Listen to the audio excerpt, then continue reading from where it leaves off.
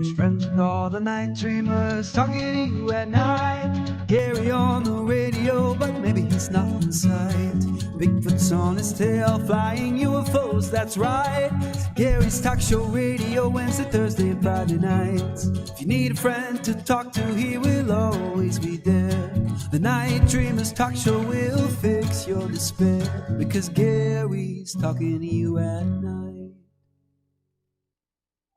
The views and opinions expressed by guests on Night Dreams with Gary Anderson do not necessarily reflect those of the Night Dreams Talk Radio Network, its hosts, staff, or sponsors.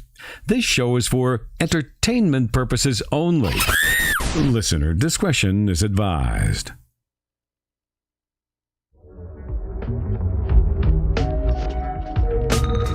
From deep within the broadcast bunker, a voice cuts through the static and smashes the silence.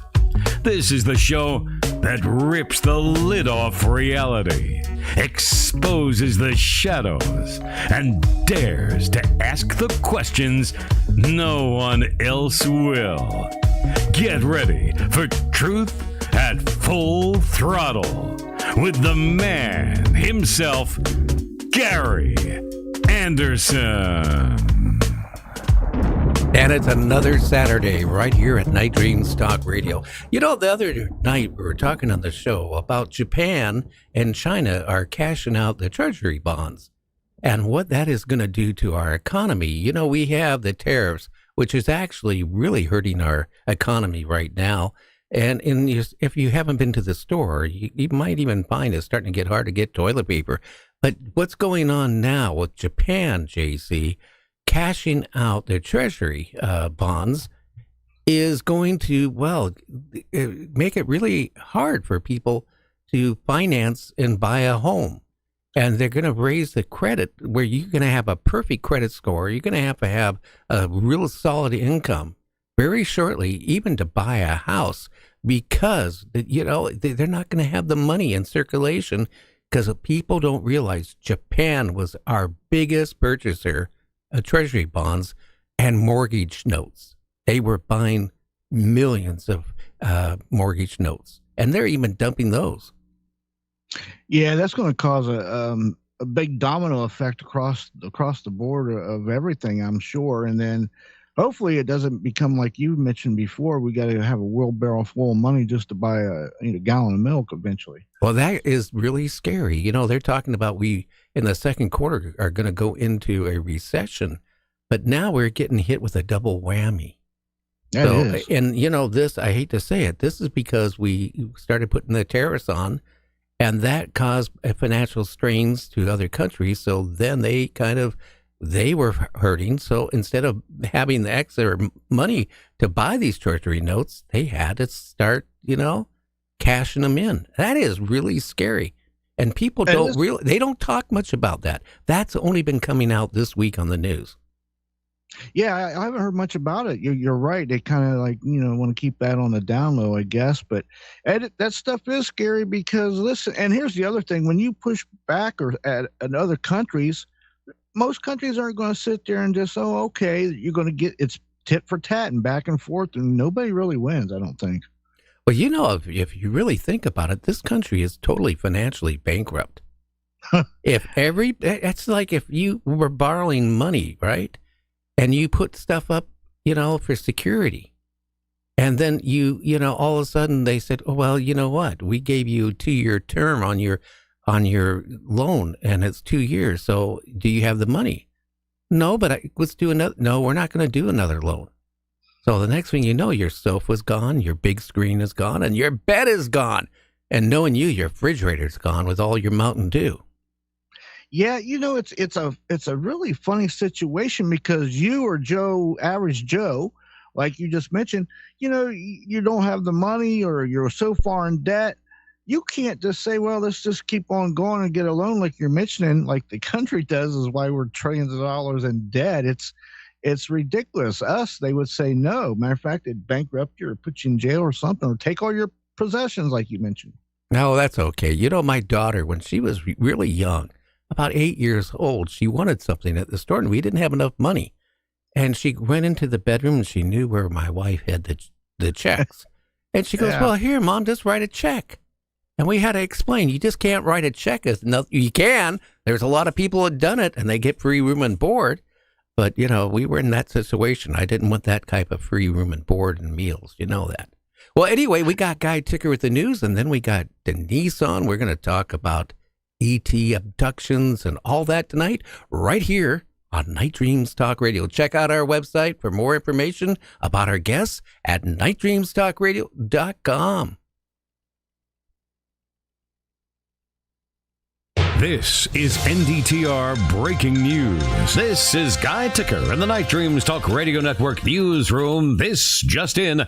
Claims coming out of Washington are raising eyebrows and sparking wild speculation across the globe.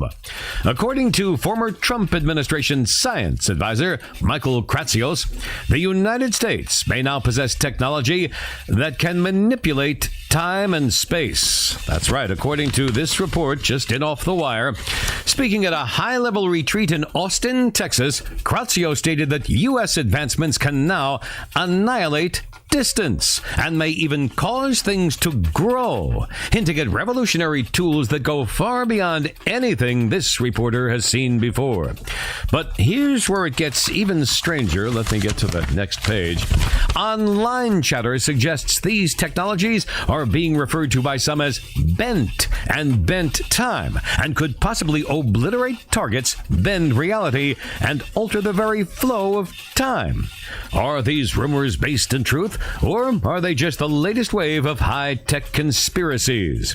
We'll get to the bottom of it. Now, while Kratsios did not go into specifics, experts believe, and I have that right here, that he may have been referring to experimental programs in quantum computing, AI, and advanced military tech, projects that remain hidden from public view, of course. As of now, there's no official confirmation of these more extreme capabilities, but the silence from official channels is only fueling more questions. One thing is certain, at least in this reporter's eyes, something big is happening behind the scenes, whether it's scientific breakthrough or science fiction. We'll keep our eyes on it. You bet we will. This is Guy Ticker in the Night Dreams Talk Radio Network newsroom. We now return you to your regularly scheduled program. This has been Breaking News on the Night Dreams Talk Radio Network. Stay tuned to your local station for further updates.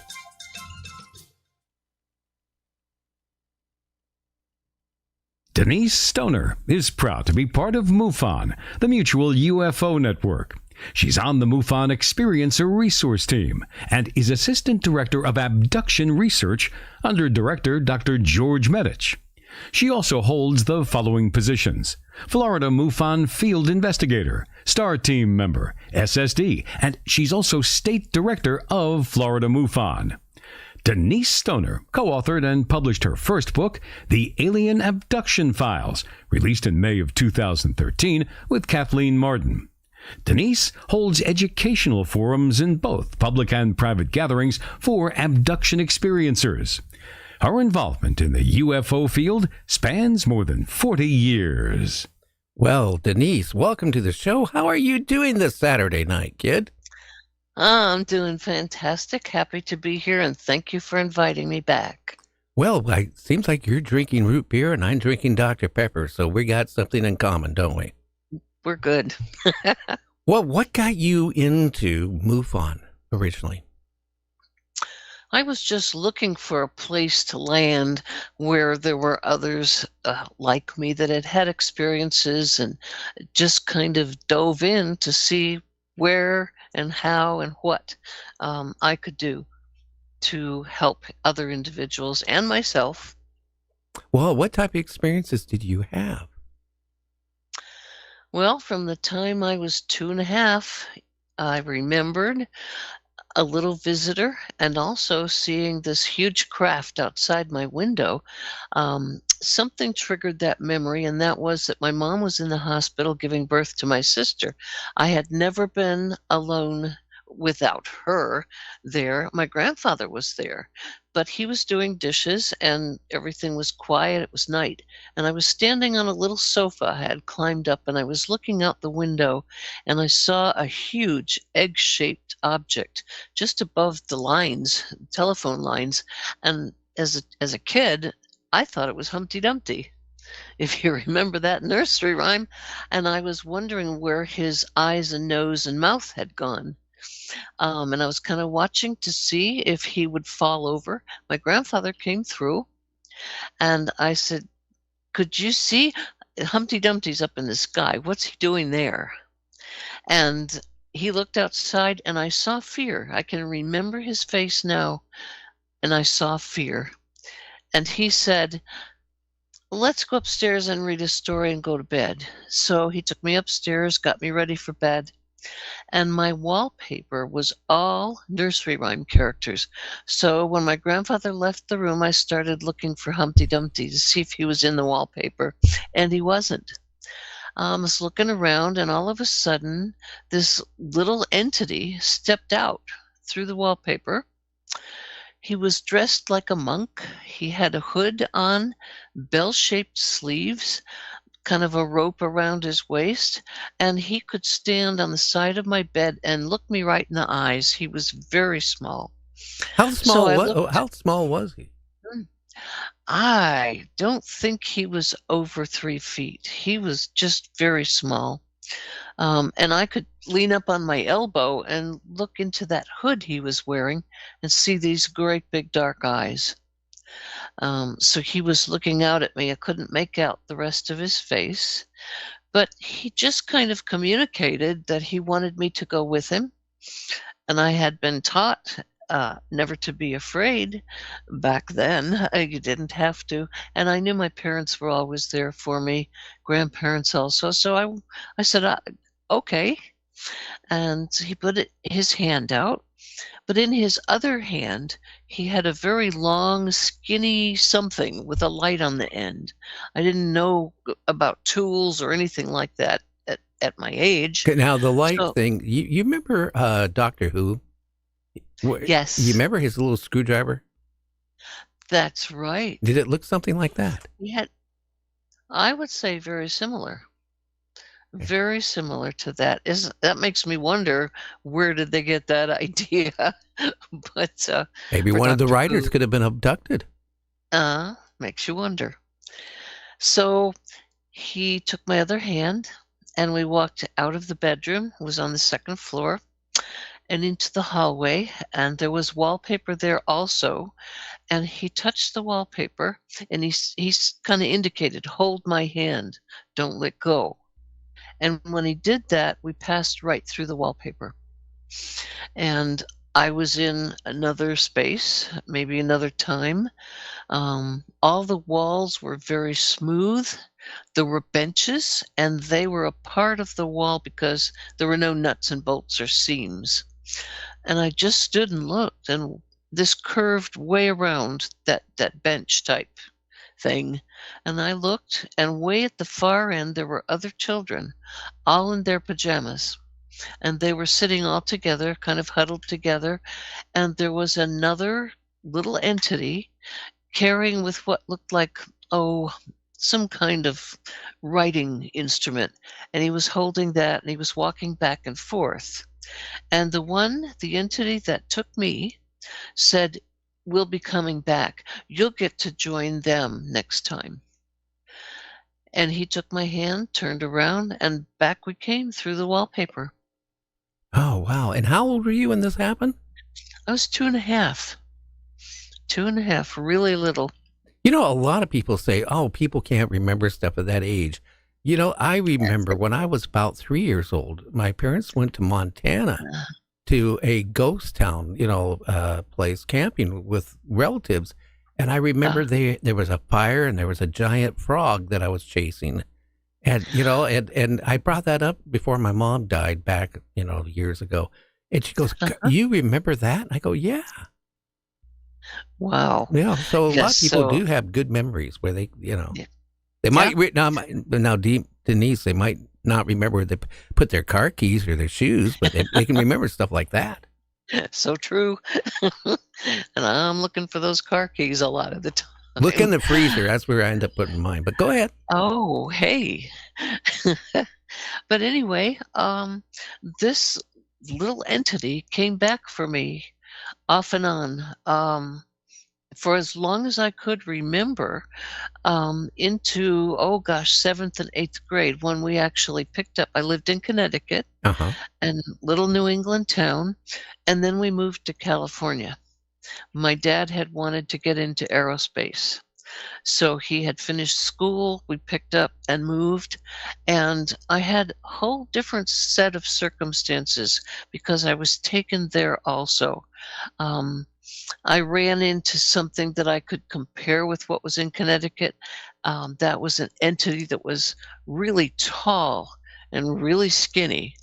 And I called him the oil can man. Do you remember those old oil cans that if you clicked on the top, you would pump out the oil through this tube and it would kind of make a clock clock sound? Oh, yeah. Like click it. Remember those? So what type of head did it have? Do you remember? Yes. Real kind of small. And he had kind of the big eyes, not as big as a gray, but large eyes. He had a little bit more in the way of features because I could see like a brow ridge. He was hairless, and like I said, very skinny. His skin color, not quite gray, more of a tannish color. And he had fingers, not 5, he had 4. And the thing is, on the one hand, he had this unit that he would chase me and I would run. In the middle of the night, I'd find myself in this little New England town outside my house. And he would chase me until he could reach over my shoulder and click some of that liquid onto my shoulder. And when he did, I realized that I was forgetting some of the things that had happened to me. Very interesting. Now, when this was happening to you, did you go up to your parents and tell them what was going on? I did. I said I'd had a visitor, and I'd had a visitor more than once. And this was when I was pretty little. And so my mom, I heard her telling my grandmother that I had an imaginary friend. The difference was I knew that something was going on with my parents also because we had all 3 bedrooms upstairs. My grandparents in the middle room, my sister and I on the end, my parents at the other end. And my dad was in the Army Air Corps back then, and he was a bomber.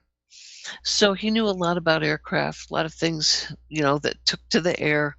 And he and my mom had gone to bed one night, and they told this story. They had a big window they could see just looking down to the foot of the bed. And they saw, or my dad saw, these lights and this odd-shaped object down in our backyard. And it was moving towards the house, and it was huge. And he commented to my mom, if that hits the house, we're done.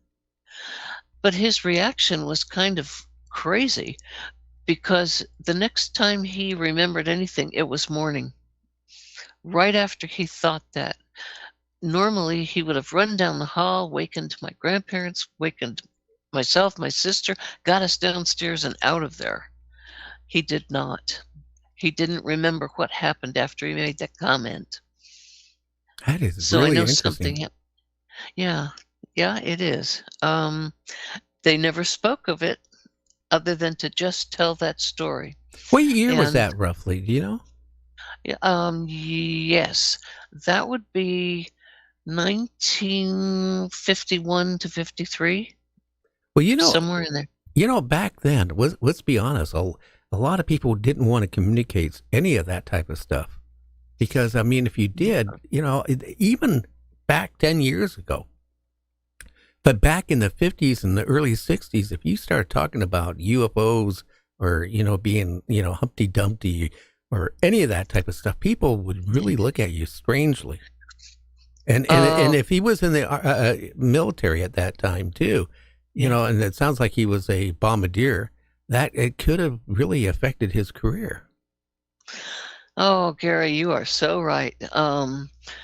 It could have, and I think that's why after the story was told, I don't recall him ever mentioning it to friends or other relatives, but just among us. And then at once he told it, and I asked him again. He said, "I've told it. That's what happened," and that was the end of it. But he could keep secrets like nobody else either. He had a clearance, I'm sure, later on, working for the aerospace company, and I could never get anything out of him. I would ask, "What's going on? What are you doing?" No, he wouldn't tell. Now, would that happen? How about though with your father or anybody else in the family have that type of thing?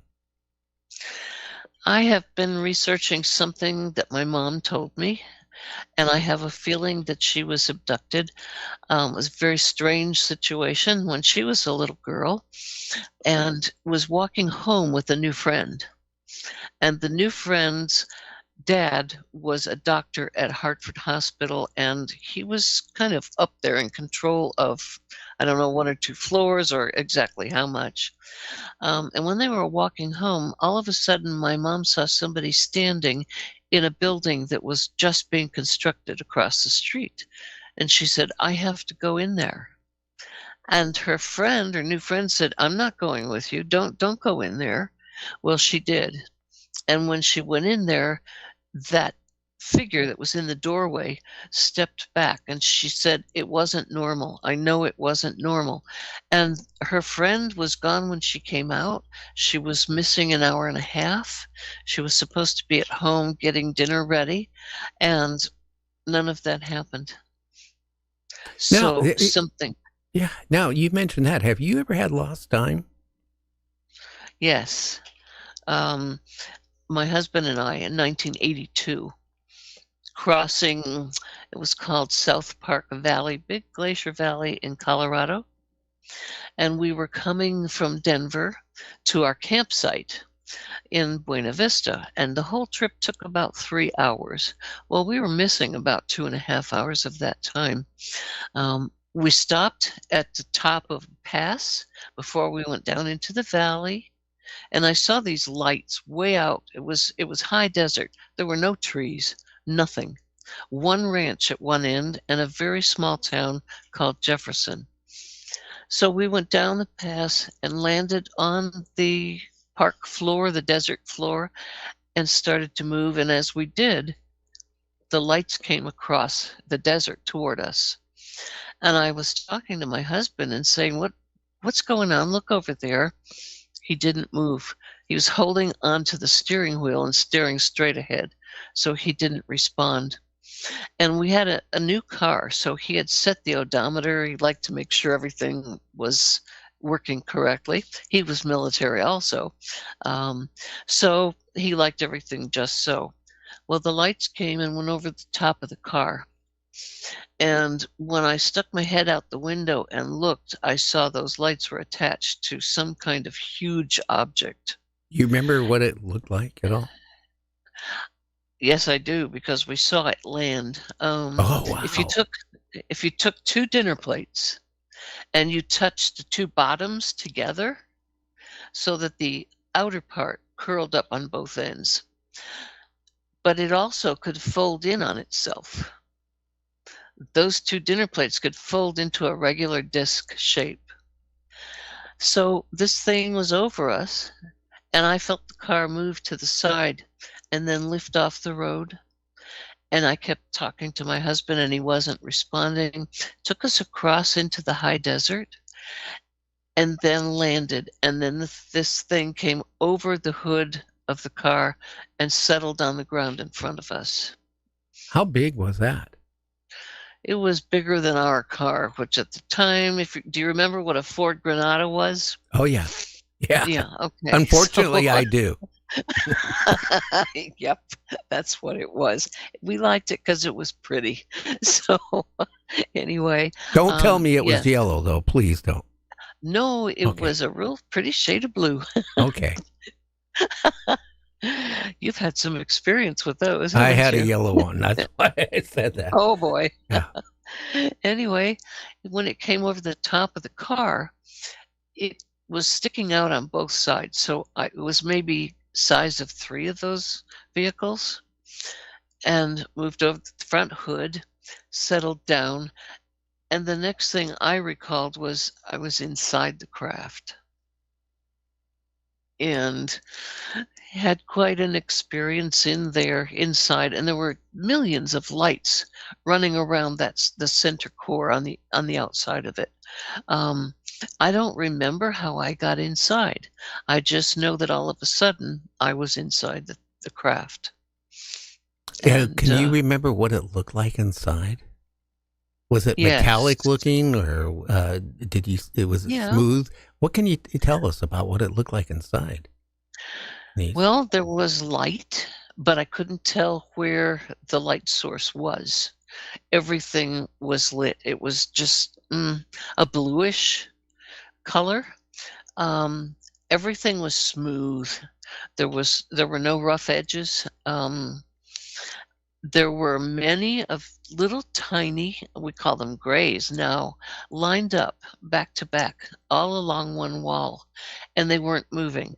I had the feeling, and still do, that those were robots, and they only moved when directed to.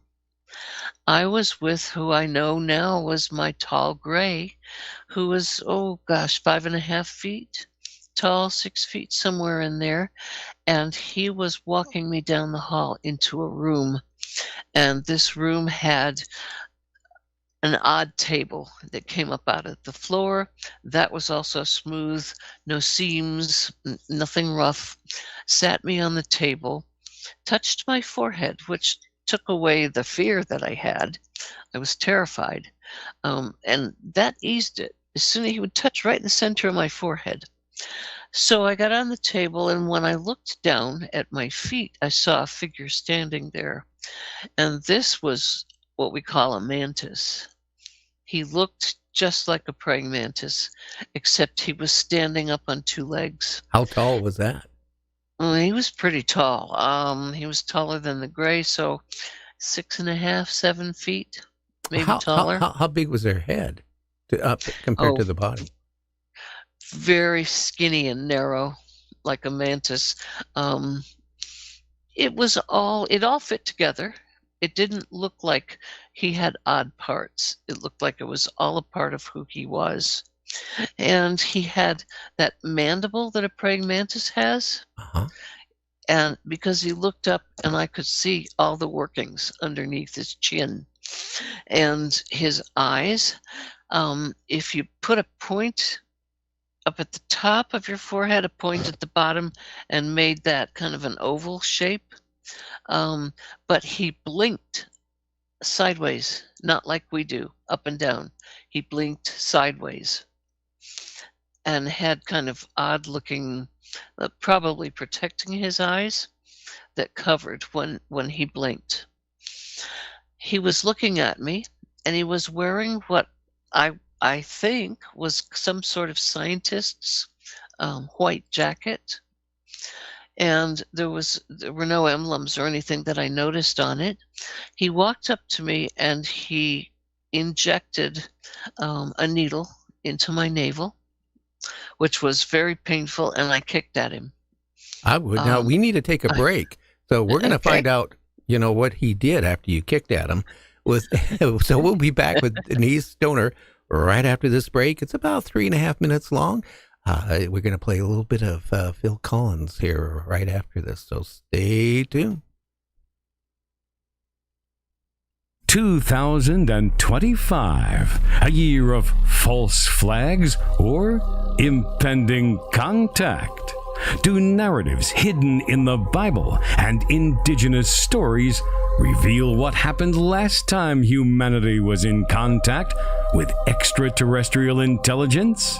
From international best-selling author Paul Wallace, The Eden Enigma and The Invasion of Eden. Archaeological sites, enigmatic carvings, and ancient texts reveal answers from the dawn of civilization. Harvard professor of astrophysics, Avi Loeb, says Paul Wallace provides a fascinating answer. Eric von Daniken says enlightening and persuasive. The Invasion of Eden and The Eden Enigma, available now on Amazon.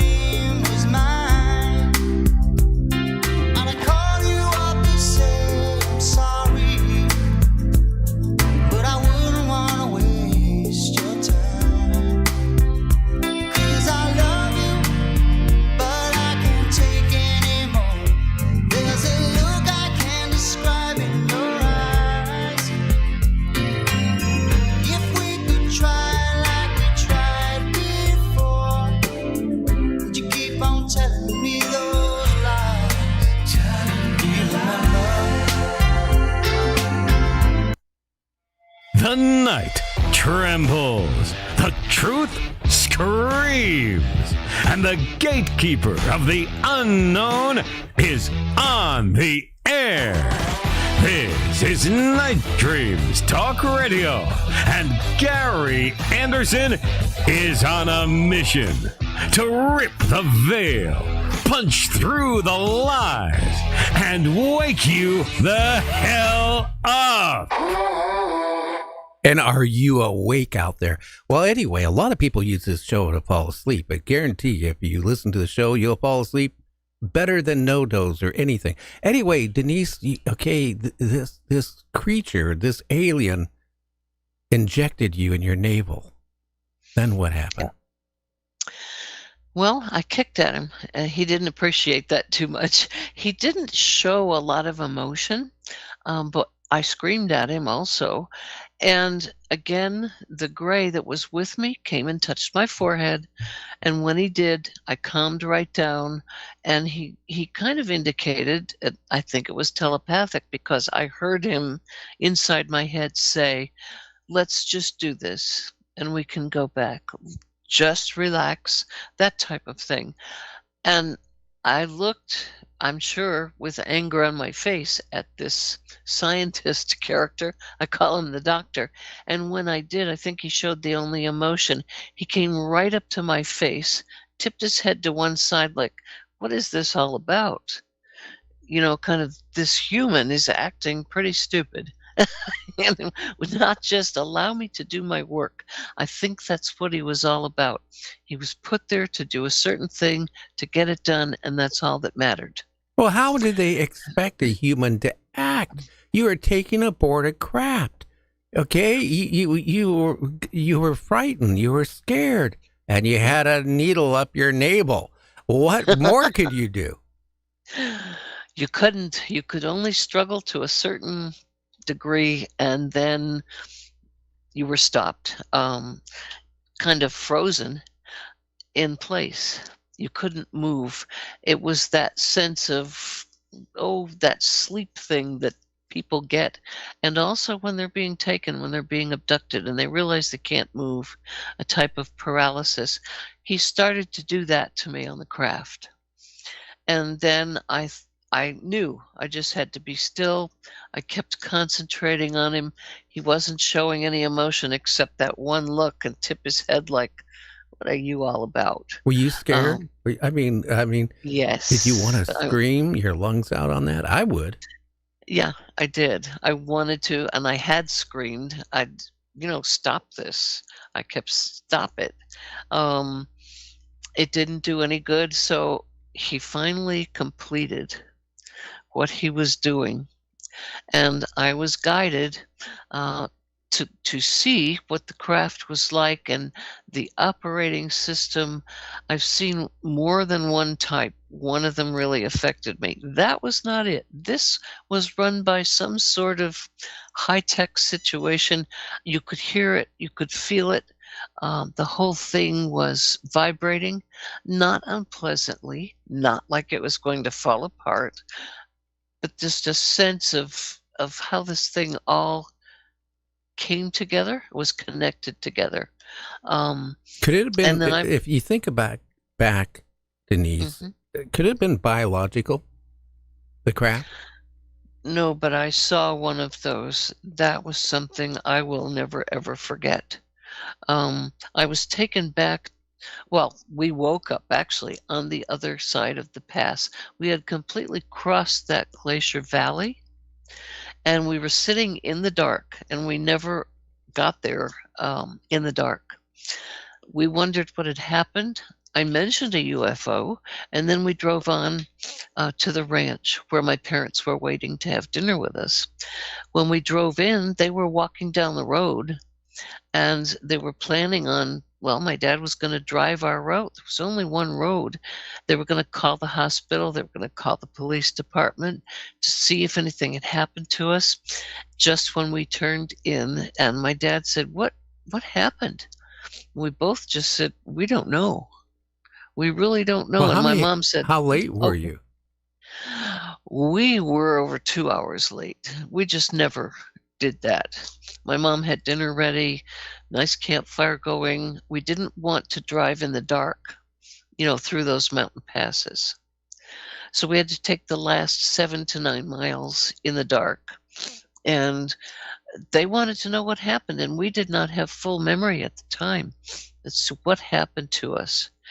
That took some time, some searching, some hypnosis to make everything clear, because I realized I'd seen a craft. The lights came, the car was taken out in the high desert. I recalled all that consciously, but I needed help with the rest. Well, how about your husband? What did he remember afterwards, and how did it affect him?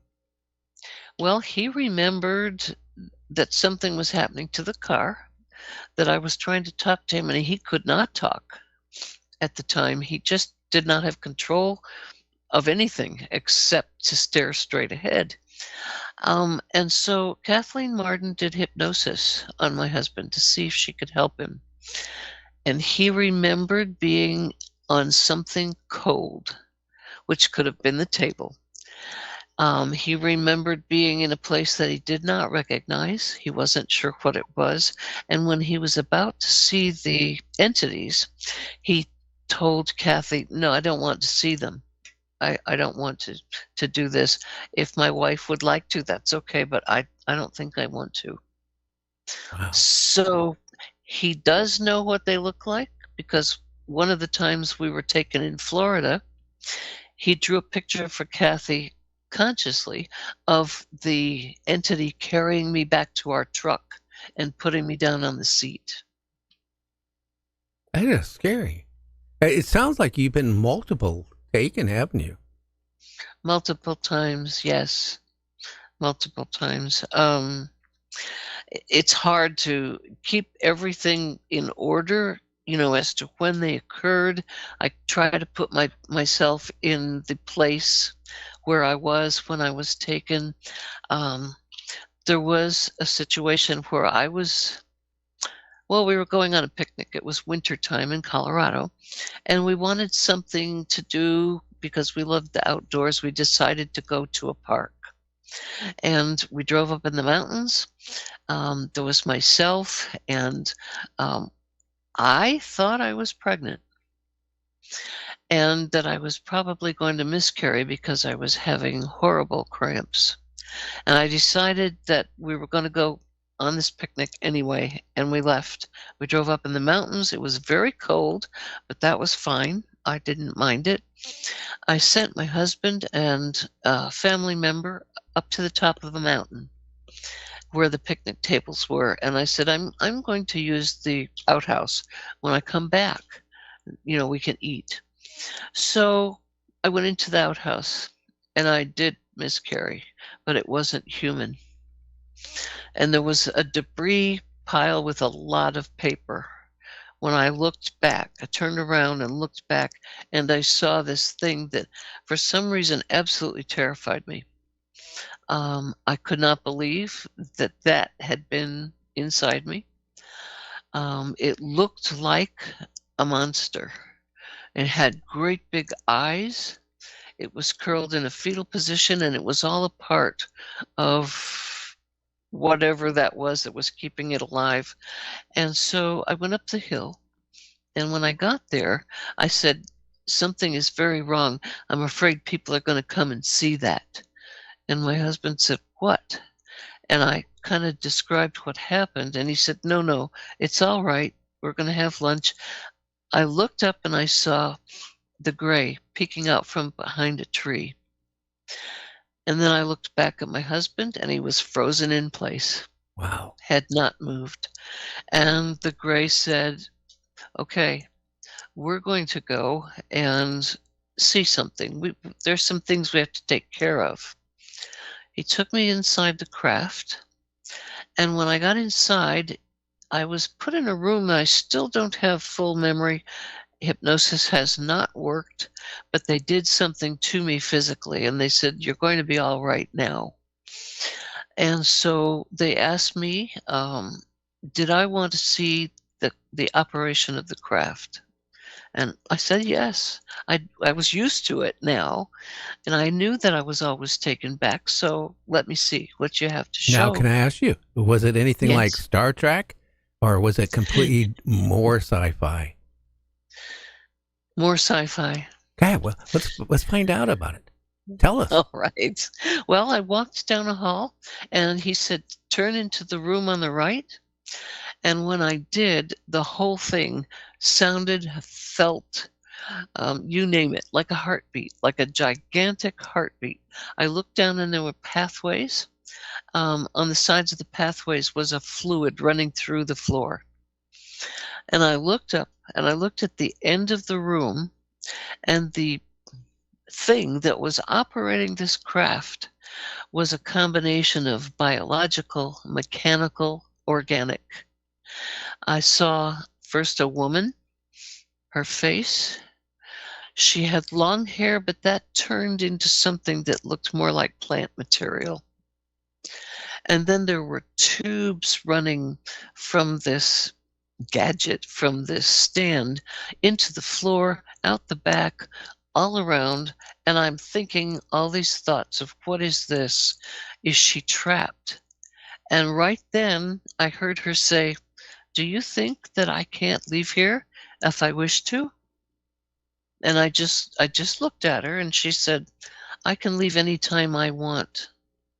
And there are many of us operating crafts just like this, and we can communicate with one another.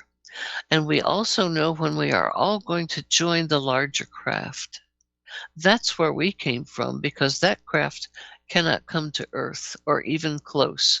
So when we get called, we communicate with one another, and we all meet. And I realized I was in kind of a teardrop affair at that point, that the craft folded itself into. And she spoke to me in such a way. First, I felt just terrible sorrow. I got very emotional. I could not see someone trapped in that situation, but she kept telling me she could get out when she wanted to. She ran the craft. That instrument, that living, breathing, mechanical situation was running the craft. That sounds biological. It does, and I think it was. Yes. So I continued down the pathway, and she said, "No, don't come any closer. This is already affecting you." So the gray took me. We walked back out. And when we walked down the hall to where I was going to exit, there was a table that went so far I couldn't see the end of it. And there were great tubes filled with fetuses, all in different stages of development. Wow. And in some kind of liquid. The last one by the door, I kept looking at, and I kept walking closer until the gray said to me, "Be ready for the quickening." I had no idea what he was talking about, but I walked up to this big vessel, and when I did, the entity inside opened its eyes and looked right at me. And it was a child still forming, but I felt an immediate attachment to it. And he said, you've felt the quickening. And it shuddered and let me know that that had been mine. And then they took me out. Here's the one thing I really think that it really bothers me about abductions is I've talked to a lot of women who have been abducted through the years, and they feel violated from the standpoint, that has happened to them. They either see, their child, they get a hold it for a minute or two, and they say, and that's torture, isn't it? Even on that, but let alone they have violated, your body to create that. And they don't think it's anything wrong with it. And my concern is, why are they doing it? Do you have any idea? I do. And they're not doing it so much anymore. I think that they were trying to combine what they were versus what we are. I think that they had kind of cooked out all of their emotions, the concerns they had for themselves and humanity. There was so much going on that I think they were trying to develop something that would work for both humans and themselves. And that's what I thought. Yeah, but again, they must be literally doing thousands and thousands and thousands at all times. We had a guest on the other night. They're saying that they're cloning humans with their DNA to basically maybe even take over our planet. What's your feeling about that? They're up to something, and I think they no longer need to have this breeding program because I think that they can take our DNA and work with that. Of course, their technology is so much further along than ours is, and they don't need to have us carry these fetuses, these babies, any longer. They just make what they want. Hence the cloning. And yes, I think they're doing that. Now, with these ETs, have any of them ever talked about bad ETs? Yes, only once that I can recall. And they said there was some sort of foundation who were always on the lookout for whoever these bad guys are. And there were some that they said were not quite as violent and wanting to take over everything, all the planets, all the universe. And that was what their goal was. And so this foundation or federation, I don't remember the full name of it, was out there to watch and to not allow them to approach planets like ours. We're an oasis for individuals who are traveling through the universe. And they need some of what we have. They need our water. They need minerals. They need certain gemstones. They need so much of what we have that other planets don't. So yes, I think there are people from other places protecting us from those who would do evil to us. And then there are those that I consider are working with our military and others. And what they're up to, I don't think that's too friendly either. And I think at some point that's going to have to be disclosed along with the other business of the friendly ones. How do you sort that out? Well, here's the thing, though, and I've said this so many times, Denise, over the show. Here's the thing. If you're walking down the street and a car pulls up next to you and drags you into the back seat and drives off somewhere, again, they're taking you against your wishes. So they, at that point, if they're good or bad, they're still taking people and not giving you a choice if you want to get into that car. That's the scary part, that you don't have a choice.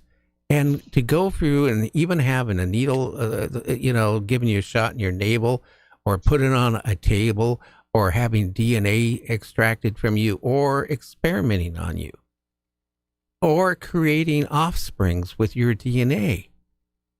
When you really think about it, that's horrible. Yeah, you don't have control at all. I've become a little bit passive about it. My age, for one thing, I'm more curious as to why all this is occurring. The fear has gone for a long time now, years. There are some things that I wonder about. There are some things that I consider dangerous. Some people just love the reptilians. The ones I met twice, no, I don't like them. They're up to no good. I found some things that they're doing, and I think they're doing it with our military. Okay, Denise, we got a caller. I take one or two calls during the show. Let's take this caller. Sure. And then we'll talk about these dinosaurs. That's what I call them, that are not doing good for our humanity. Who do we have out there? Hi, this is Barb. Hi, Barb. You got a question for Denise? Yeah, thank you for coming on. And I wanted to ask you, when was the last time you were abducted? Are they still abducting you? Oh, no.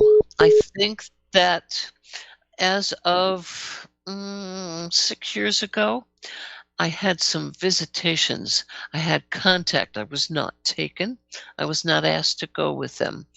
And now I've seen him is my gray, during meditation. I've seen him show up, and I think it's on purpose. I haven't been looking for him when he did that. But no, I am no longer being abducted.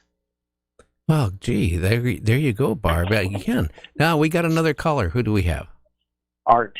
Hi, Art. How you doing on a Saturday night? Oh, gosh. Again, another great show tonight. And I try to be so many questions I like to ask, but one would be when they cloak or go into like a warp speed. I've noticed some of them transform differently. They when they disappear or how they appear, they come out from the sky, or they the way they come and go. And what would that be in your mind, Denise, of what you think, like when they can go so fast, how many miles an hour, light speed? What are they doing? Is it like a warp, like a time warp hole, or to get to point A to point B? And I'll take that off. No, don't take it off. I got a question for you after this. Okay. Art. I think that they have found a way to do this. I think if we want to use our term of wormhole, they found a way to skip from here to there, almost a time travel. And also, I want you to think about this. We have new technology that we didn't have before. And how many of us have cell phones and anything like that? So let's say one is cloaked in the clouds. And all of a sudden, a few more people get to using their iPads and their phones than they would in that brief period of time of maybe 10 minutes. Somehow that undoes that cloaking, and you get to see the craft. Mm-hmm. And then it quickly disappears again because people shut their phones down. There are not that many being used. I think it takes a certain amount to turn on and have that cloaking drop off.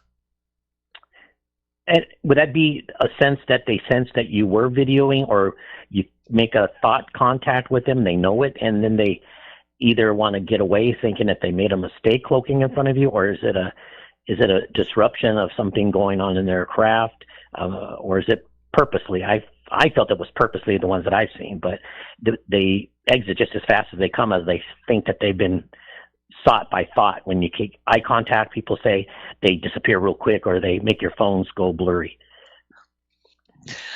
Yeah, they have control of the whole thing. I think that they decide to cloak when they cloak and to do what they do when they do it. And it's just us. We get a peek at what they are. Right. We don't have answers, but we get to see them. Now, Art, I noticed what you put up on chat.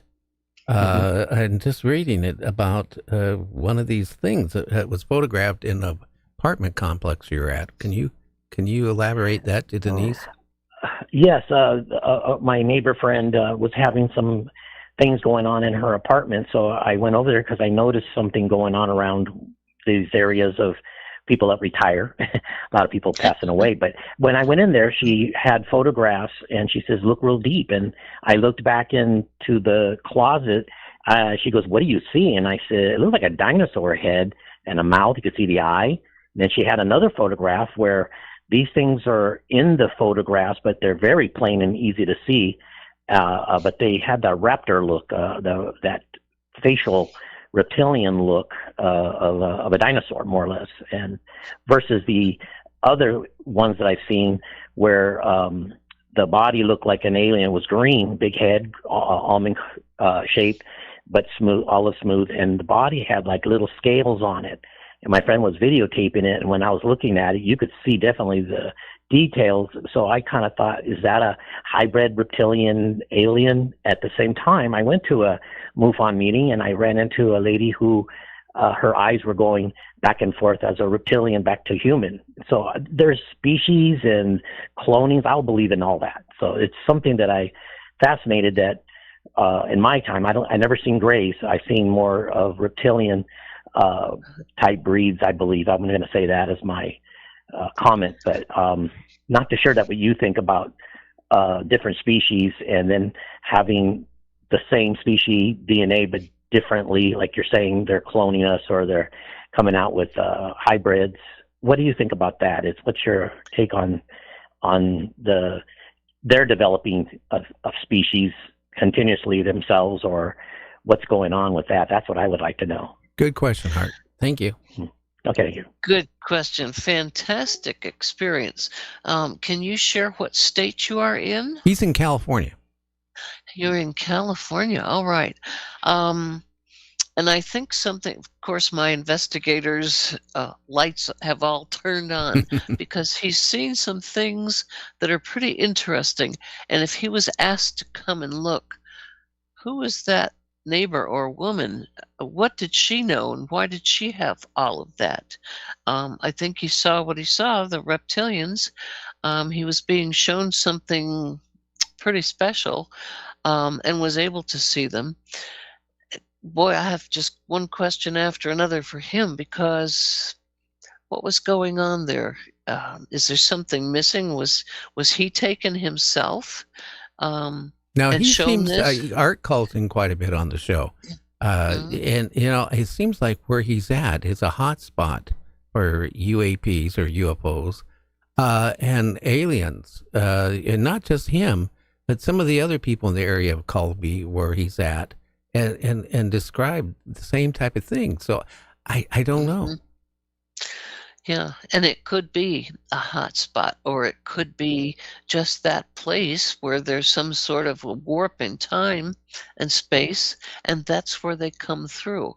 And maybe they have something like that woman working with them, or maybe she's a hybrid, or maybe there's something that we don't know. Boy, what a investigation that could be. Well, hey, Denise, our time is almost up, but I got to take a break, but can you hang in for about another 10 minutes? Sure. Okay, let's do this break. We'll bring back with Denise, and we'll wrap up the show. You're listening to Night Dreams Talk Radio. Make sure you give us a thumbs up. If you haven't subscribed to our YouTube channel, please do. We're well over 300,000 subscribers as of today. It's growing like 30,000 a week. I tell you, it's really crazy. We'll be right back with Denise, so stay tuned.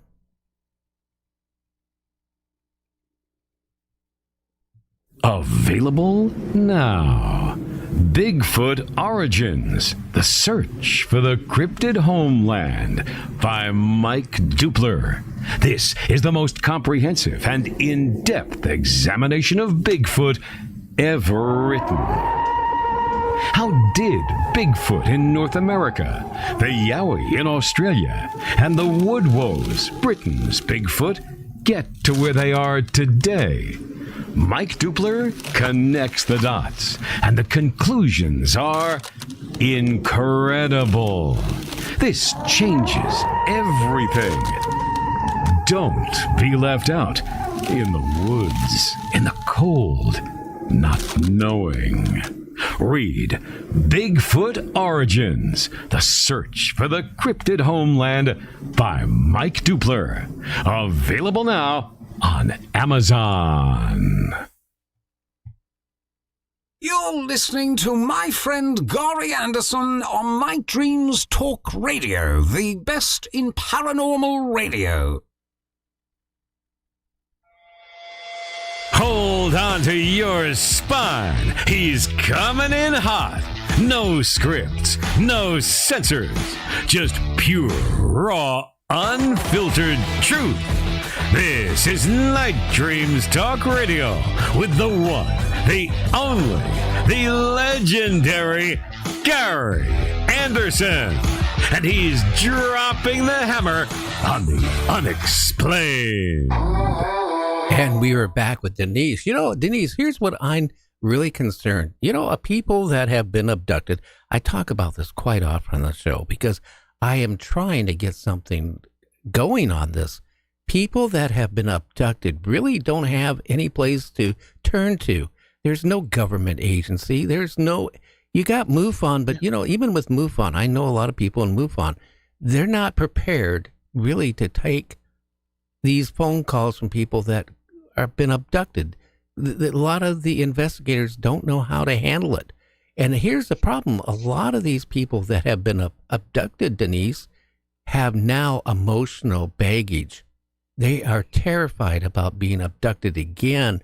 They're worried about their loved ones being abducted, or if they have children, the same thing to them.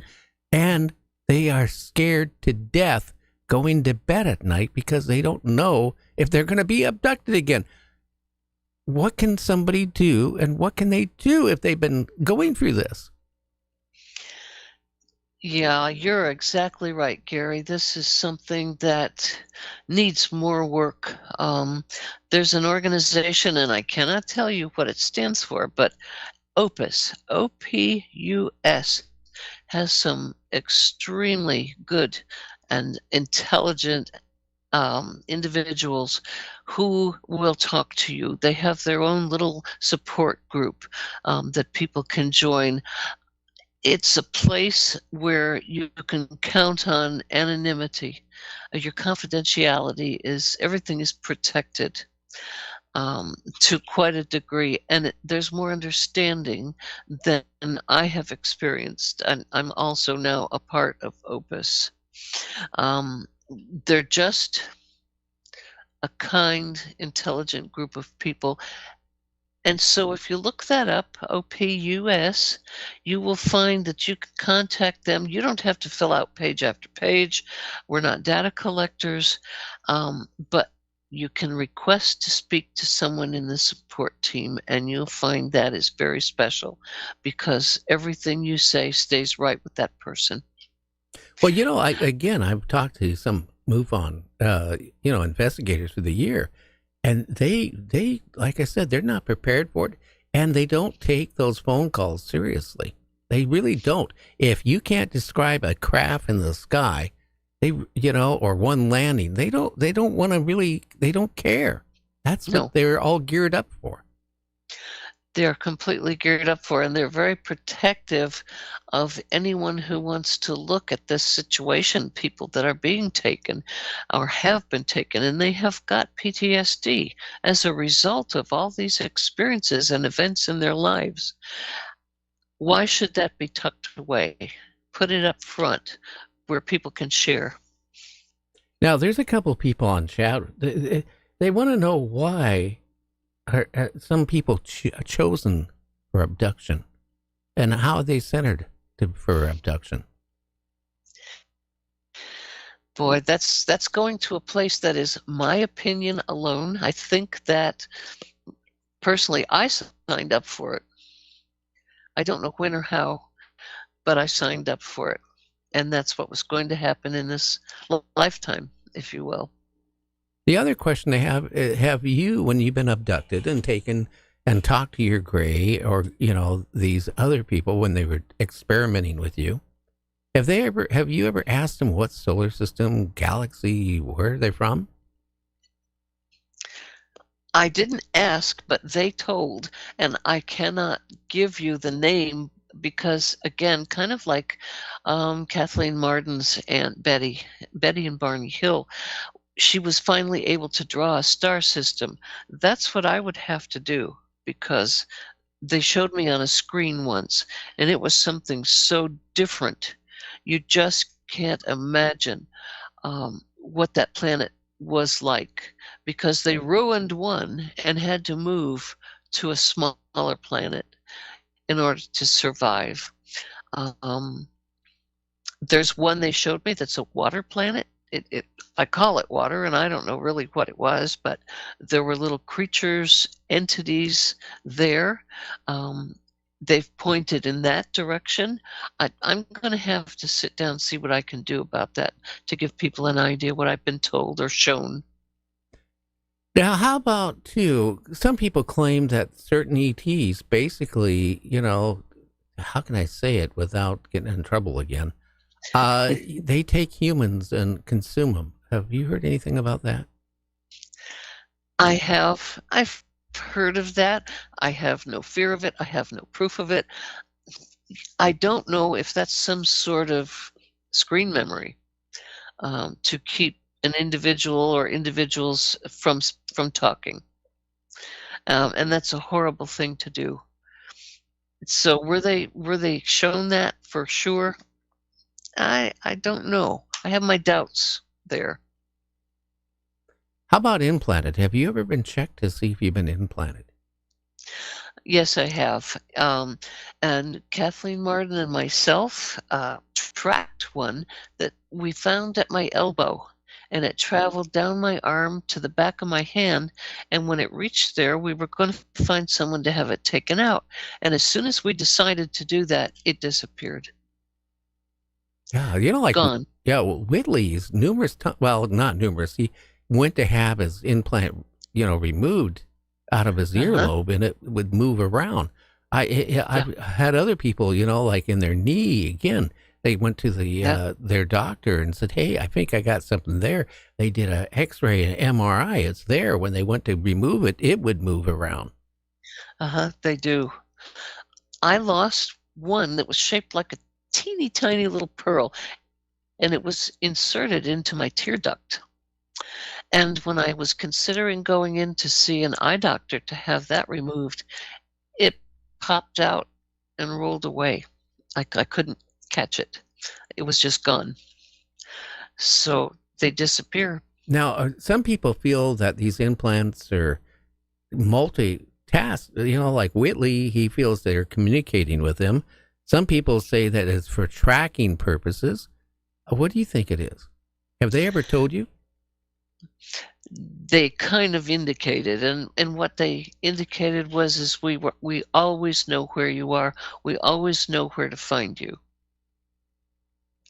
So I think that's one of the things that those that tells me a items lot are more for. people are implanted, because a lot of people who say that they've been abducted more than once and have moved in different different areas, or been on a vacation, or even across the world, and they got abducted again.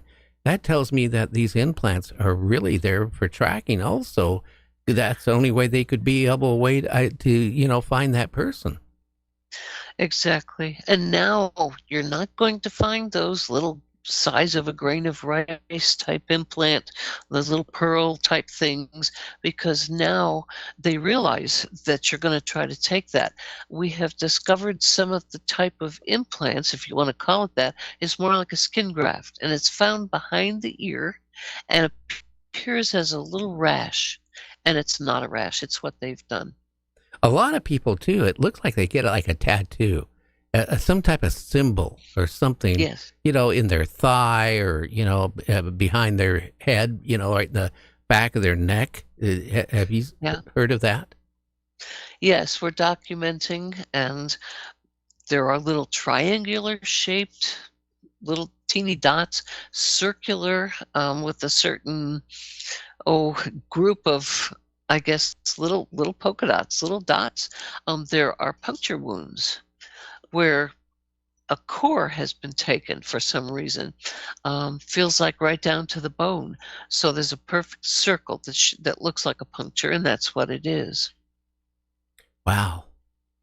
And do you have a choice? And when you're being abducted, can you say, I don't want to be abducted again? Or are they going to keep doing it? Once they decided you're chosen, is it going to be like the rest of your life? We've had some folks who said, I don't want to do this. And a lot of them use their religious faith, and they will say, I have my faith now, and I believe in Jesus Christ, or whoever, Buddha, whatever, you name it, and their abductions stop. So we know that happens, that you can request it, and a lot of the times they will stop. Other times, no, doesn't matter. You signed up for it, so you're going.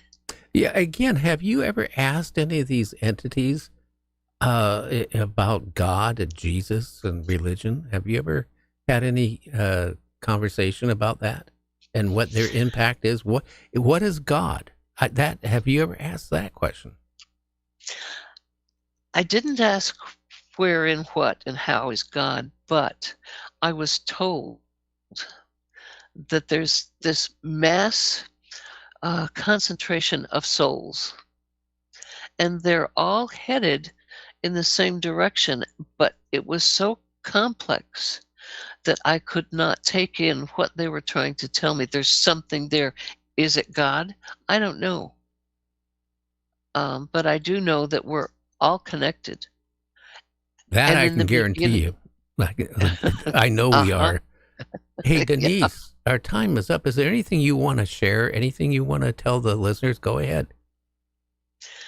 Well, I'm at an age now where I have had the abduction scenarios. I've had all of these things happen to me in my lifetime. I'm not afraid. I would like for everyone else to consider the fact that they're always brought back. They're always returned. If someone has a question, I can be reached at dmstoner1@gmail.com. I will reply, but just tell me that you heard this on the radio, you have a question, and I'll respond. Right, and you can actually get that information too off our website under her information. Well, Denise, it's been a breath of fresh air having you back on, and it's been a while since you've been on, and we need to get you back on in September, and we can talk about that other subject we were talking about, before we went on the air. Yeah, I think I would love to do that. It's been so pleasant, so much fun. Well, I enjoyed having you back on, and enjoy that root beer, will you? I am. It is right here. Okay, kid. Well, you have what's left of the weekend and enjoy it, will you? All right. You too. Okay, you take care. Thank you. Well, JC, yeah, I'm going to be doing only one show next week because I got to go in and have a little bit of surgery. But can you tell everybody who our guest is and what day and all that stuff? Friday the 13th. Our guest will be Randy Anderson. Now, he is a former Green Beret and a whistleblower. He stumbled upon some mind-blowing technology, UFOs, and places that were run by man. I'll put it like that. It was some technology he's seen that he wasn't supposed to see, and we're going to find out about it. So he's kind of a whistleblower. Yeah. Yes, he is. Yeah. Well, who did we have on chat here tonight? Oh, we had all kind of people on here. We had Lavone, December, Daisy, Bob Thorson. Geez, I'll tell you, we had so many. Art was on there, of course. We had Godspeed. Who else we have on there? There was so many. And there's a whole bunch of people that are hidden too. You know that. There is a bunch of hidden ones. I'm sure there was Deborah Eberling was on here tonight. I'm sure I probably missed a couple. There's so many I can't keep up with them, but I'm glad they're. Yeah, come on in. You got a question? Ask a question in chat and join on in the chat. Well, it sounds like our next show is going to be really good and exciting. Again, whoever's still listening on YouTube, because here's how YouTube works. It's like a TV. A lot of people, watch us live, but then majority of, thousands of people, it's like they watch us on their convenience. So they watch the replay. Like Leave It to Beaver. I go after the show, I go watch Leave It to Beaver on cable. I can't help it. But, a lot of people do that. And in this past week, we grew over 20-some thousand subscribers on YouTube. We're almost just ready. It just keeps rolling over. It's shocking.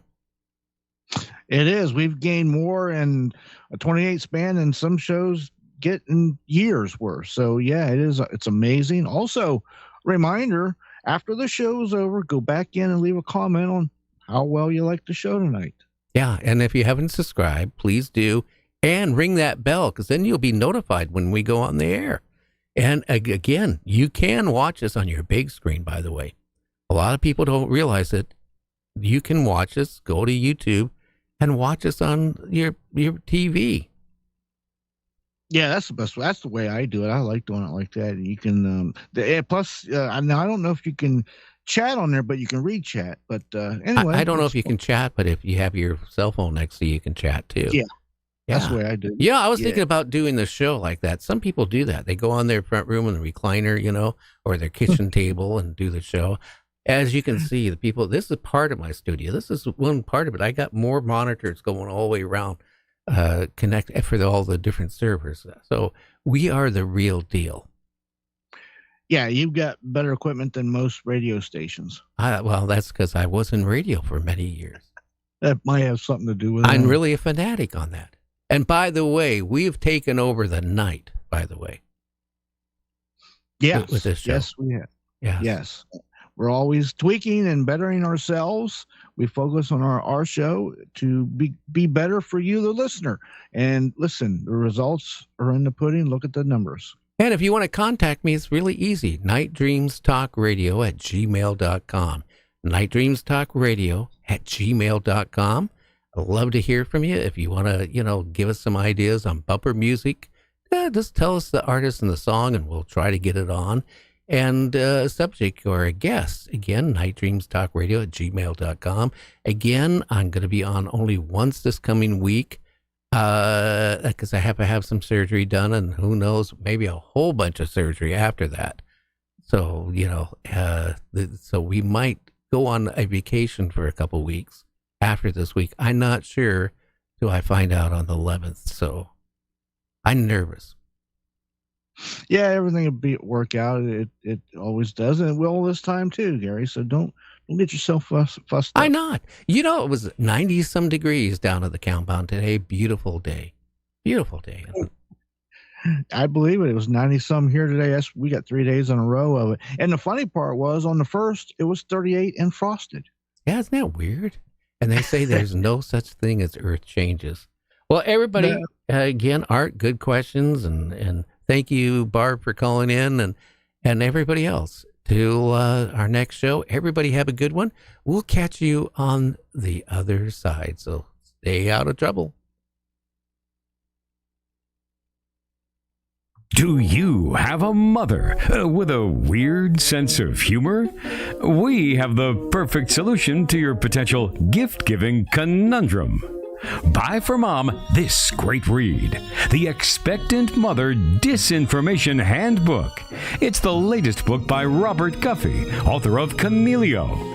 In the pages of the handbook, you will learn about the dangers of allowing your fetus an in utero internet connection, the growing problem of terrorism in the womb, and the little-known fact that Shakespeare created pregnancy, among other esoteric secrets. The Expectant Mother Disinformation Handbook is available directly from Madness Heart Press and Amazon.com. No infants were harmed in the making of this handbook. The Expectant Mother Disinformation Handbook by Robert Guffey. Order now. who's friends with all the night dreamers, talking to you at night. Gary on the radio, but maybe he's not in sight. Bigfoot's on his tail.